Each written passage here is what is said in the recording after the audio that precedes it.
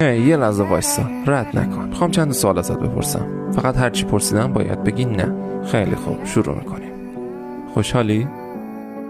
فکر میکنی ارزششو داره؟ احساس میکنی که مهمی؟ کسی حواسش بهت هست؟ حال دلت خوبه؟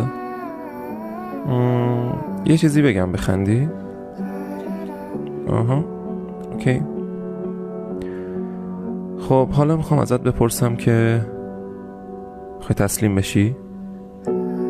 میخوای کنار بکشی؟ میخوای ناامید بشی؟ قرار جلو تو بگیره؟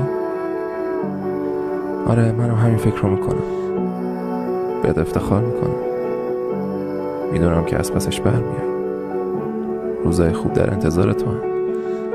یادت نره که دنیا بهت نیاز داره. موفق باشی، قوی ترین. Likey